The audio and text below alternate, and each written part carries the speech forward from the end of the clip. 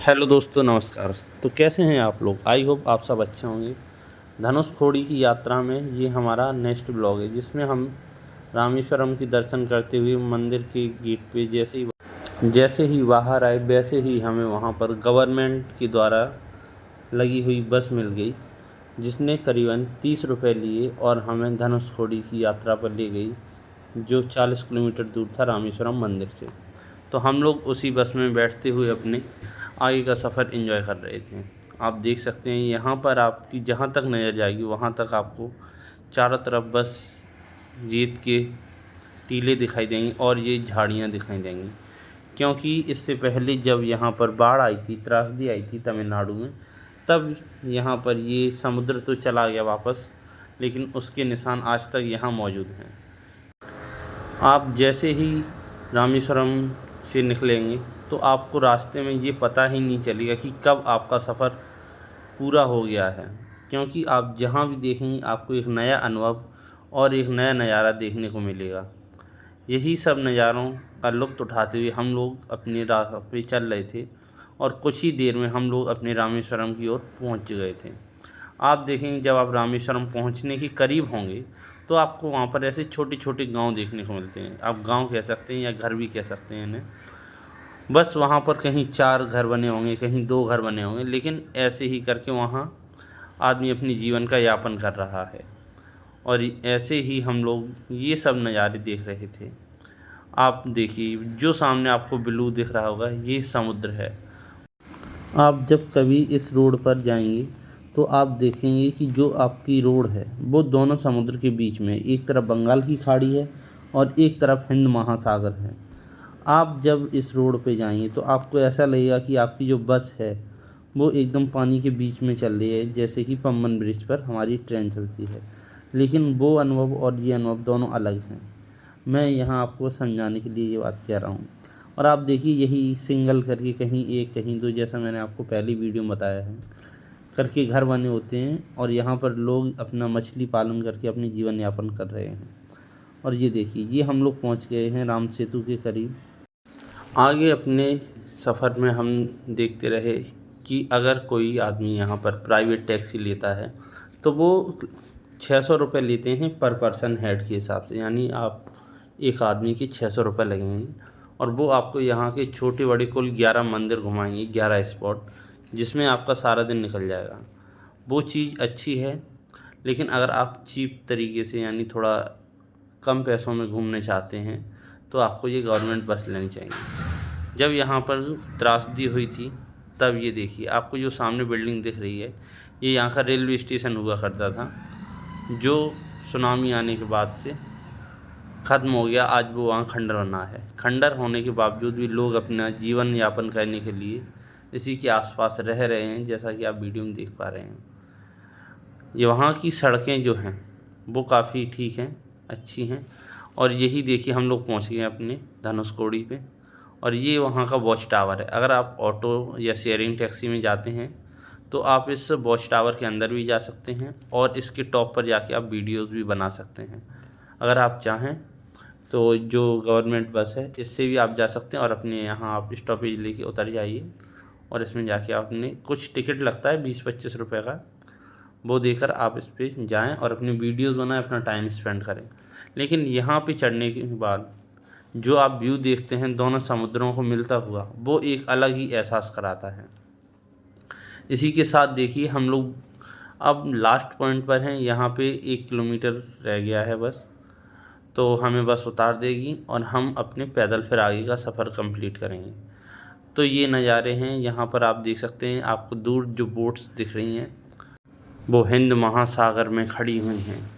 आपको यहाँ ऐसा लगेगा जब आप लास्ट पॉइंट पर पहुँचोगे कि एक तरफ आपको हिंद महासागर देखने को मिलेगा जो एकदम शांत है, और दूसरी तरफ आपको बंगाल की खाड़ी का नज़ारा देखने को मिलेगा जो एकदम लहरों के साथ आपका स्वागत करता है। यहाँ देखिए, यहाँ आप लोगों ने कभी अगर गेम वगैरह खेला होगा जीवन में तो ये बोट आपने ज़रूर देखी होगी। ये बोट मैंने भी रियल लाइफ में पहली बार यहीं पर देखी है और इसे देखने का एक अलग ही अनुभव था अपना, जो शायद मैंने कभी एक्सपीरियंस भी नहीं किया था कि मैं भी ये बोट कभी देख पाऊँगा अपनी रियल लाइफ में। चलिए इसी के साथ हम लोग अपने लास्ट स्टॉप पर पहुंच गए हैं। अब हमें यहाँ पर बस उतार रही है। इसके बाद से हम लोग अपना जो आगे का सफ़र है वो पैदल करेंगे। देखिए आप जब जाएंगे तो ऐसे ही वहाँ पर आपको दिखाई देगा कि बस वगैरह अपनी साइड्स में खड़ी हो जाती है और लोग अपने जिसको जाना होता है वो इन्हीं बसों में बैठ के अपने वापस हो जाता है, और जिसको आना होता है वो तो आ ही रहा है। ये हमारी बस बिल्कुल हिंद महासागर के पास में लगी है। अब मैं आपको दूसरी तरफ का व्यू नहीं दिखा पा रहा हूँ क्योंकि उस साइड भीड़ है। जितनी दूर हमें यहाँ से हिंद महासागर लग रहा है उतनी ही दूर हमारी दूसरी ओर रोड के बंगाल की खाड़ी है। मैं आपको आगे वीडियो में दिखाने की कोशिश करूँगा। देखिए ये है, एक तरफ हिंद महासागर है और दूसरी ओर बंगाल की खाड़ी है। ये दोनों समुद्र मैं आपको इस वीडियो में दिखा रहा था। जो रास्ते भर में वो दूसरी साइड की मैं कैप्चर नहीं कर पाया वीडियो, क्योंकि उस साइड भीड़ थी और दूसरे लोग भी वहाँ पे वीडियो बना रहे थे, इसलिए। देखिए आप जब यहाँ पहुँच जाएंगे, धनुषकोडी आ गए हम लोग। पीछे आपने स्तंभ देखा होगा तो आप समझ गए होंगे कि हम लोग धनुषकोडी आ चुके हैं।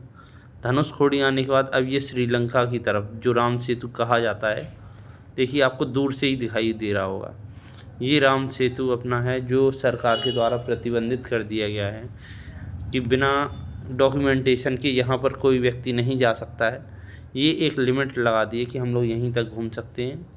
यहाँ पर पुलिसकर्मी पहरा देते हैं जो लोगों को इसके आगे जाने के लिए मना करते रहते हैं। और ये अपना धनुषकोडी का स्तंभ है जो आपने ज़्यादातर रील्स या वीडियोज़ में देखा होगा। ये बिल्कुल हमारा लास्ट पॉइंट है इंडिया का, जहाँ पर हमारी जो रोड्स है वो एकदम बंद हो जाती है। इसके आगे हम लोग नहीं जा सकते। और यहीं पर आपने वो एक फेमस डायलॉग सुना होगा कि श्रीलंका 18 किलोमीटर, तो वही मैंने बनाने की कोशिश की है। देखिए ठीक है, आई होप आपको वीडियो अच्छा लग रहा होगा। अगर अच्छा लग रहा है तो वीडियो को लाइक करें और चैनल को सब्सक्राइब तो आपने कर ही रखा है, तभी आप तक ये वीडियो पहुंच रही है। ऐसे ही वहाँ पर मैंने कुछ शॉट्स लिए थे। आप समझ सकते हैं समुद्र के किनारे खड़े होकर कितनी तेज़ हवाएं चलती होंगी, जो आप मेरे बालों को देख के समझ सकते हैं। तो ये वहीं धनुषकोडी के लास्ट स्पॉट पर खड़े होकर मैंने ये वीडियो बनाई है, जिसमें आप देख सकते हैं कि हवा का बहाव कितना तेज़ है कि हर कपड़े उड़ रहे हैं वहाँ पर। आप देखिए, अगर आप बंगाल की खाड़ी की तरफ होते हैं तो बाल आपकी दूसरी दिशा में होते हैं, और अगर आप हिंद महासागर की तरफ होते हैं तो दूसरी तरफ होते हैं। देखिए ये है बंगाल की खाड़ी, जिसमें आप देख सकते हैं कि लहरें आ रही हैं। और ये आपको वीडियो थोड़ी दूर से दिखा रहा हूँ, जिसमें आपको इतना नहीं समझ आया, लेकिन फिर भी एक आप मोटा अंदाज़ा तो लगा ही सकते हैं वीडियो देखिए कि यहाँ पर दो समुद्र का कॉम्बिनेशन होता है। तो आपको पानी दूर से ही समझ आ रहा हो कि कौन सा कैसा है। चलिए अब आगे का वीडियो अपना कंटिन्यू करते हैं। मैं अभी आप लोगों के साथ अपना एक वीडियो शेयर कर रहा हूँ, जिसमें आप देखेंगे कि जो रोड मैं आपको बता रहा था उसकी एक तरफ बंगाल की खाड़ी कितना क्लोज़ है, ये मैं आपको अभी दिखा रहा हूँ। ये बंगाल की खाड़ी है हमारी, और ये देखिए ठीक है। और मैं दूसरी तरफ अभी कैमरा को रिमूव कर रहा हूँ तो आप उधर देखेंगे कि हिंद महासागर, वो देखिए आपको शायद दिख गया होगा। ये देखिए ये जो कार्स वगैरह खड़ी हैं इनकी जस्ट पीछे हिंद महासागर है, ठीक है। इसी के साथ आई होप आपको वीडियो अच्छा लगा होगा। अगर अच्छा लगा है तो एक लाइक, अगर नहीं तो कोई बात नहीं। ओके, मिलते हैं नेक्स्ट वीडियो। अभी मैंने कुछ अपने वहाँ की जो शॉर्ट्स थे, जो क्लिप्स थी, वो आगे ऐड किए हैं। अगर आप देखना चाहते हैं वहाँ पर कैसा नज़ारा है तो आप आगे वीडियो को कंटिन्यू देख सकते हैं। Thanks for watching. ये मैं बता रहा हूँ कि इधर आप देखेंगे तो हिंद महासागर है और दूसरी तरफ बंगाल की खाड़ी है।